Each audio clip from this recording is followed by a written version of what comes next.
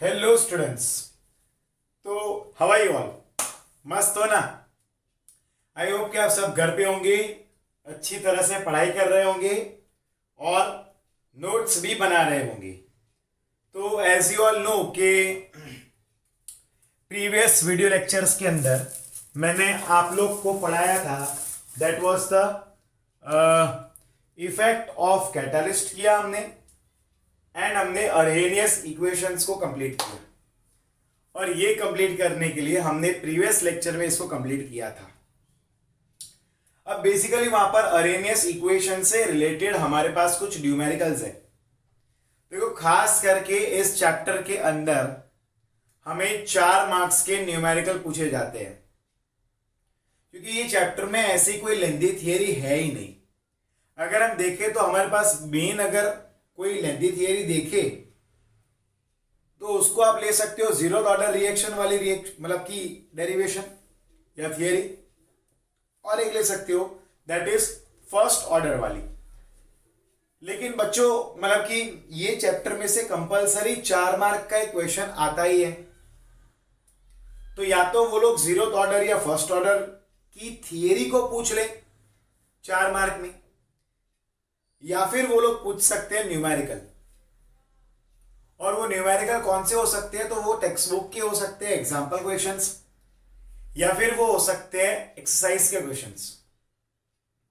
अब बेसिकली खास करके वहां पर अगर कोई क्वेश्चंस आते हो तो वो अरहेनियस इक्वेशन से रिलेटेड जो न्यूमेरिकल्स है वो आ सकते हैं, और वो 4-4 मार्क में आ सकते हैं। या फिर मैंने आगे जो आपको कुछ न्यूमेरिकल्स कराए थे वो टाइमिंग वाले, ठीक है, यानी कि जीरो ऑर्डर के न्यूमेरिकल्स एंड फर्स्ट ऑर्डर के न्यूमेरिकल्स, वो आपको पूछ सकते हैं। आज मैं न्यूमेरिकल्स कराता हूं आपको, ठीक है। तो मैंने मेरे ख्याल से आपको फर्स्ट ऑर्डर के न्यूमेरिकल्स नहीं करवाए हैं। तो आज के इस वीडियो लेक्चर में मैं आपको पहले फर्स्ट ऑर्डर के कुछ 2 जितने न्यूमेरिकल्स करवा देता हूं, जो थोड़े लेंथी भी है, और ऐसे टाइप के न्यूमेरिकल्स हमें एग्जाम में, बोर्ड एग्जाम में पूछे जाते हैं, वो करेंगे। और ट्राई करेंगे कि अरहेनियस का भी न्यूमेरिकल अपने यही वीडियो लेक्चर के अंदर हो जाए। अब मैक्स टू मैक्स मुझे एक आज का लेक्चर, यानी कि मैं मंडे, ट्यूसडे, वेडनेसडे, थर्सडे से मैं चैप्टर नंबर 6 शुरू करने वाला हूं, ठीक है? क्लियर है? चलो आगे बढ़ते हैं। Let's start. अब क्वेश्चन हमें क्या दिया है? फॉर, कोई एक रिएक्शन दिया है, फॉर ए गिव्स प्रोडक्ट्स, क्या है? A gives products to be zero order reaction, to be zero order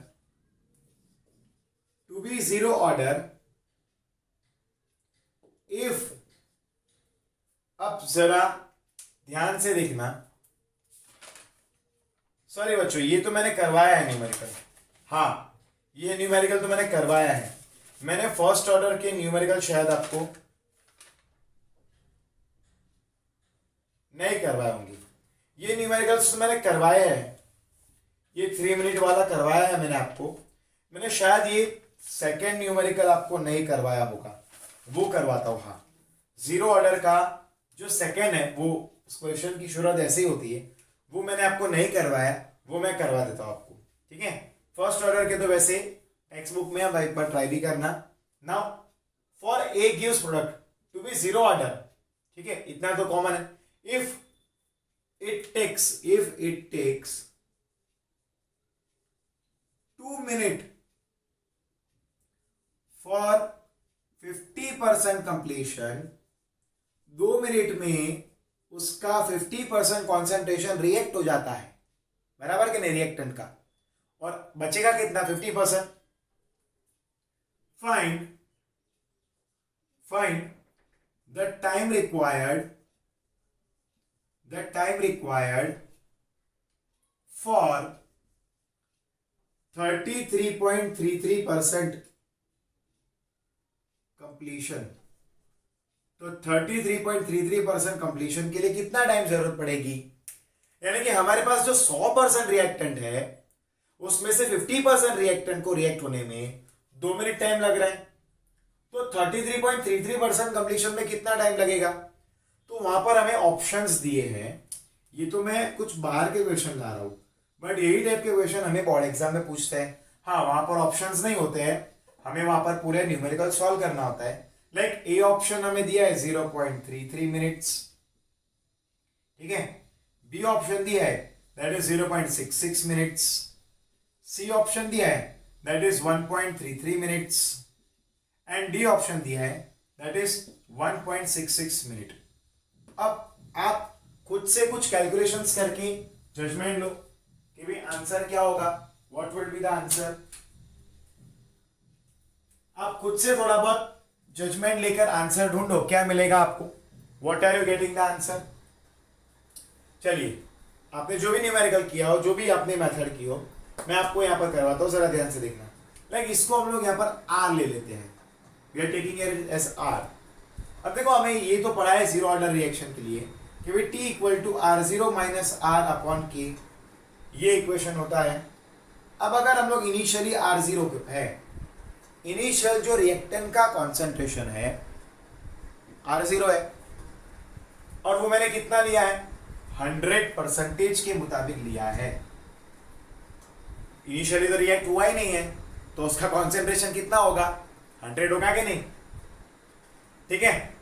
अब मान लो कि भाई मुझे इसको 50% कंप्लीट करवाना है, तो आर कितना रहेगा, 50 रहेगा, एंड टाइम कितना बताया है, हाफ करने के लिए 2 मिनट का टाइम लगता है, ठीक है। अब हाफ लाइफ टाइम, अब यहाँ पर टाइम दिया हुआ है कितना है, 2 इक्वल टू आर जीरो 100 हुआ, आर 50 हुआ, डिवाइड बाई के तो हमें ढूंढना है। अब ये मेरे लिए बन गया इक्वेशन नंबर 1। क्या बन गया, इक्वेशन नंबर 1। अब अगर मान लो कि भाई मुझे 33.33% कम क्या करना है, कंप्लीट करवाना है, 33.33% कंप्लीशन करवाना है, यानी कि 66.66% जितना बाकी रहेगा। तो अब R0 कितना है, अगर R0 100 है तो उसके लिए R क्या बनेगा, उसके लिए R क्या बनेगा, तो 100 में से हम लोग 33.33 को माइनस करेंगे तो अराउंड हमें 66.66 जितना रहेगा। अब उसके लिए टाइम कितना, वो तो हमें वही तो ढूंढना है, that is what we need to find. हमें टाइम ही तो फाइंड करना है कि भाई कितना है। चलिए करते हैं, लेट्स डू। तो यहाँ पर टाइम, अब पहले तो हम लोग क्या करेंगे कि t equal to R zero minus R upon K, ये हमारी इक्वेशन है। अब टी तो हमें फाइंड करना है, आर जीरो कितना है 100, आर कितना है 66.66, डिवाइड बाई के तो मुझे फाइंड करना है, करेक्ट, के तो फाइंड करना है ना। अब यहाँ पर ये इक्वेशन 1 था। अब इसका फाइनल क्या होगा, t equal to 33.33 divide by K, ये इक्वेशन मुझे नंबर 2 मिला। अब जैसे इसके जैसे एक न्यूमेरिकल हमने आगे के वीडियो लेक्चर्स में किया था, उसमें हमने क्या किया था, हमने डिवीजन किया था, equation number 2 divide by equation number 1, क्या किया 2 डिवाइडेड बाई 1, ठीक है ना। ये इक्वेशंस की बात है, ये इक्वेशंस की बात है। अब t इज इक्वल टू क्या आएगा 33.33 डिवाइड बाई के, डिवाइड बाई इसकी वैल्यू क्या है 2, और यहाँ पर मैं डायरेक्टली रख रहा हूँ ये। अब देखो ये तो बच्चों बेसिकली क्या आएगा, इसको 1 हटा दो तो ये आ जाएगा 2 इक्वल टू 50 बाई के, ये आएगा इक्वेशन नंबर 2। अब यहाँ पर 50 आएगा तो ऊपर k आएगा, क्लियर है, और ये 2 वहां जाएगा, ये के कट किया, 2 को मैं वहां ले गया, तो t equal to 33.33 multiply by 2 divide by 50, ये कट ये 25 हो जाएगा। अब इसका फाइनल आंसर क्या आएगा, तो t इक्वल टू आएगा 1.33 मिनट्स, ठीक है, तकरीबन 1 आवर 20 मिनट आंसर आएगा इन शॉर्ट, यानी कि 1.33 मिनट्स आंसर हमारा आ जाएगा, ठीक है। This would be our answer, यानी कि अगर हमें 33.33% कंप्लीशन करवाना है, ठीक है, तो हमें इतना टाइम देना पड़ेगा, दैट इज 1.33 मिनट। अब देखो 50% के लिए 2 मिनट था, तो इसके लिए 1.33 मिनट का टाइम देना पड़ता है। और ऐसे टाइप के न्यूमेरिकल्स बोर्ड एग्जाम में पूछे जाते हैं 4-4 मार्क में बच्चों, फॉर 4 मार्क्स। ठीक है, चलो अब इसका सॉल्यूशन जल्दी जल्दी से स्क्रीनशॉट ले लो। फिर मुझे आपको न्यूमेरिकल्स जो करवाने हैं वो टेक्स्ट बुक के 4.10 एंड 4.11 नंबर का न्यूमेरिकल है जो मुझे अभी आपको करवाना है। एग्जाम्पल नंबर 4.10 यानी कि न्यूमेरिकल नंबर 4.10 एंड 4.11। जल्दी करो, स्क्रीनशॉट लो, come on take the screenshot. हमें कोई जल्दी नहीं है, ये चैप्टर बस अब कंप्लीट होने आया है। अब एक ही थियरी बाकी है और 2 ही न्यूमेरिकल बाकी है इसकी। एक थियरी और एक न्यूमेरिकल बाकी है बस, और कुछ बाकी नहीं है इसके अंदर।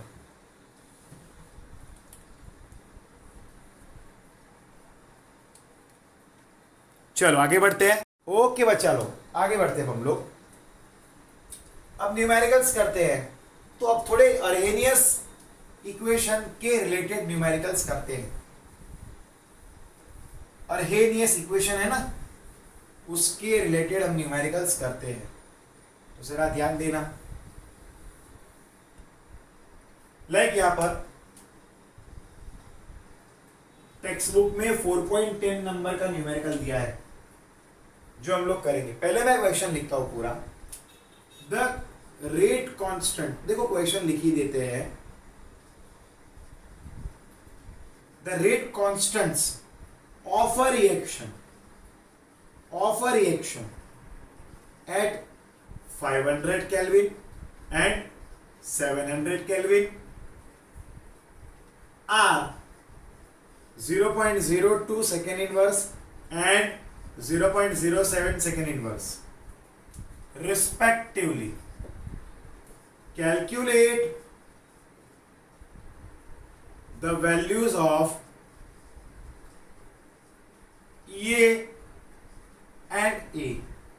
ठीक है, EA एंड A का वहां पर R का वैल्यू है 8.314 जूल केल्विन इंटू मोल। ठीक है, अब हमारे पास ये न्यूमेरिकल है, मैं ये पूरा रब करता हूं। देखो बच्चों, ये आप टेक्स्ट बुक में भी अभी ओपन करके बैठ सकते हो। मैं कैसे सॉल्व कर रहा हूं वो देखो। मैंने तो मेरे डेटा के लिए यहाँ पर न्यूमेरिकल लिखा है। देखो नॉर्मली अगर हमारे पास कोई भी न्यूमेरिकल हो, we are having whatever the numerical is, तो उसको सॉल्व करने का सबसे बेहतरीन गुरु मंत्र ये है कि आप क्वेश्चन को ध्यान से रीड करो और वहां पर जो जो भी डेटा दिया है वो लिखते जाओ लिखते जाओ लिखते जाओ, और फिर उससे चेक करो कि भाई इससे रिलेटेड क्या इक्वेशन बन सकती है। फिर वो इक्वेशन लिखो और ये सारे डेटा को उस इक्वेशन में रखते जाओ। अब जो मिसिंग है वही तो हमें फाइंड करना होगा और उसी को हमें सब्जेक्ट बनाना होगा। अब जरा ध्यान से देखो, यहां पर क्या दिया है। T1 हमें दिया है दैट इज 500 केल्विन, T2 हमें दिया है दैट इज 700 केल्विन। फिर हमें क्या दिया है, रेट कांस्टेंट्स यानी कि K1 एंड K2 दिया है। K1 दिया है that is 0.02 second inverse and K2 हमें दिया है 0.07 सेकेंड इनवर्स। क्लियर है? क्लियर है?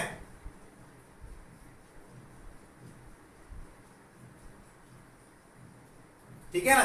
चलिए अब हम पहले इक्वेशन याद करते हैं कि भाई अरेनियस की इक्वेशन क्या, तो वो है log K2 by K1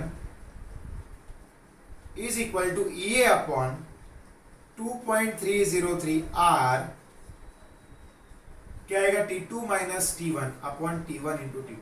अब बेसिकली मैंने 1 upon T1 minus 1 upon T2 derive किया था, उससे हमने एलसीएम ले लिया यहाँ पर।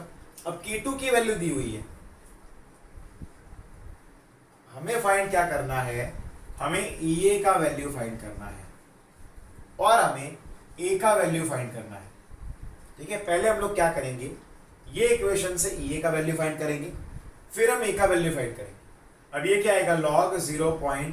K2 by K1 है तो K2 यानी कि 0.07 है डिवाइड बाय 0.02 है इक्वल टू EA की वैल्यू कितनी है, तो वो तो हमें ढूंढनी है। डिवाइड बाय 2.303, R की value into 8.314 in multiply by T2 कितना है 700 minus 500 divide by T1 T2 कितना है 500 इंटू 700 ये आएगा। ठीक है, हम क्या करेंगे, ई ए को सब्जेक्ट बनाएंगे, क्या आएगा, ई ए इक्वल टू 0 पॉइंट, अब पूरा कैलकुलेशन करेंगे, करता है, चलो पहले इसका कैलकुलेशन करेंगे, तो आता है 0.544 इक्वल ई ए इंटू इसके पूरे का 5.714 इंटू 10⁻⁴ डिवाइड बाय ये कितना आया 19.15, अरे इसका मल्टीप्लीकेशन 19.15, ये पूरे का कैलकुलेशन 5.74 इंटू 10⁻⁴। अब क्या करेंगे, ये को सब्जेक्ट बनाए, ये वहां ये नीचे, क्या होगा अब यहां पर ई ए इक्वल टू क्या आएगा 0.544 multiply by 19.15 divide by 5.714 into 10⁻⁴। Correct है, क्लियर है। तो इसका फाइनल आंसर आया 18230.8 जूल। ये हमें ये का वैल्यू मिल गया। ठीक है, अब हमें इस न्यूमेरिकल में करना भी क्या था, ये का वैल्यू फाइंड करना था, तो वो तो हमने कर दिया। अब अगर आप ध्यान से देखोगे तो मैंने किया क्या, मैंने पहले डेटा लिखा, फिर ये लिखा क्या फाइंड करना है, और मैंने इक्वेशन बना दिया। अब वो इक्वेशन मतलब बना दिया, यानी कि जो इक्वेशन हमने पढ़ा है वही इक्वेशन में हमने वैल्यूज को रिप्लेस किया। अब जो भी वैल्यू मुझे फाइंड करना था उसको सब्जेक्ट बनाया हमने, बस और डिराइव कर दिया, आंसर मिल गया। अब हमें यहां पर ए की भी वैल्यू फाइंड करनी है, we want to find the value of A. अब बच्चों जरा ध्यान से देखना, एक और इक्वेशन हमारे पास था, that is K equal to A E raise to minus E A upon R T, अगर आप याद करो तो। अब हम लोग यहाँ पर K1 एंड T1 ले लेते हैं और काम खत्म करते हैं। अब K1 की वैल्यू कितनी, तो वो 0.02 सेकेंड इनवर्स जितनी, equal to A E raise to, E A की वैल्यू हमने ढूंढी अभी 1823.0.8 जूल, डिवाइड बाय आर की वैल्यू कितनी, तो वो हमने यहाँ पर लिखी है 8.314 joule into kelvin into mole, multiply by T1 कितना है, तो वो 500 केल्विन के बराबर है। ठीक है, अब यहाँ पर जो यूनिट्स हटेंगे उसको उड़ा दो, और इसके पूरे का आप ई रेस टू माइनस, हाँ ये जो है पूरे का कैलकुलेशन करेंगे, और वो जो हमें एक्सपोनेंशियल का वैल्यू मिलेगा, फिर उसका एक्सपोनेंशियल ये 0.48 मिलेगा, फिर उसका एक्सपोनेंशियल का वैल्यू लेंगे तो हमें मिलेगा ए, देखो ये क्या मिलेगा 0.025 इक्वल टू ए मल्टीप्लाई, ये पूरे का कैलकुलेशन करने पर 0.012 मिलेगा, उसको नीचे लाएंगे, ए इक्वल टू 0.0225 नहीं आएगा, 2 आएगा, है ना, सेकेंड इनवर्स है ये, डिवाइड बाई क्या आएगा 0.012, और इसका फाइनल आंसर क्या आएगा 1.61 आएगा। क्या आएगा इसका फाइनल आंसर 1.61 आ जाएगा। क्लियर है, क्लियर है यहाँ पर, एनी क्वेरी, समझ में आया ना। अरे भाई क्या किया, ई रेस टू, इसकी पहले वैल्यू रखी, ई रेस टू माइनस 48 जितना आएगा 0.48, फिर उसका कैलकुलेशन किया एक्सपोनेंशियल पावर का, तो 0.012 आ गया, बस रख दिया और काम खत्म किया। तो ये 4.10 न्यूमेरिकल हमारा कंप्लीट हुआ है। इसके बाद 4.11 है, उसको भी कंप्लीट करते हैं। चलिए 4.11 को भी कंप्लीट करते हैं, let's complete that numerical also. फिर जो थियरी मेरी बाकी रहेगी वो है कोलाइजन थियरी, ठीक है, और वो हम लोग अगले वीडियो लेक्चर में देखेंगे। आज हमें न्यूमेरिकल्स देख रहे हैं ना, कल हम लोग वो देखेंगे। अब आप अपनी टेक्स्ट बुक में एग्जाम्पल नंबर मतलब क्वेश्चन नंबर 4.11 को ओपन करो। ठीक है, क्वेश्चन क्या दिया है, the first order reaction rate constant for the decomposition of ethyl iodide by the reaction C2H5I gives C2H4 plus HI at kelvin, temperature कितना है, तो T1 दिया है 600 केल्विन इस, अब रेट कांस्टेंट बोला है यानी कि इसके लिए K1 आएगा, कितना दिया है, तो 1.6 इंटू 10⁻⁵ सेकेंड इनवर्स। ठीक है, इट्स EA इज, अब उसका EA वैल्यू दिया है, that is EA value is equal to 209 kilo joule per mole. ओहो इतना सारा वैल्यू है, and calculate the rate constant, यानी कि हमें फाइंड क्या करना है, K2 फाइंड करना है रेट कांस्टेंट। कब? जब टेम्परेचर T2 इक्वल टू 700 हो जाता है। इतना वैल्यूज हमें टेक्स्ट बुक में दिया है। अब वहां पर क्वेश्चन में हमें मेंशन करके दिया है कि ये फर्स्ट ऑर्डर रिएक्शन है, तो फिर हमें फर्स्ट ऑर्डर इक्वेशन जो है अरहेनियस का वही हमें लिखना पड़ेगा। तो वो क्या है? तो वो log K2 minus K1 equal to E upon 2.303 R होता है into 1 upon T1 minus 1 upon T2, ये आएगा, सॉरी 1 अपॉन T2। ठीक है, जरा ध्यान देना, log K2 minus log K1 आएगा ना, थोड़ा सा गलती होगी, सॉरी बच्चों।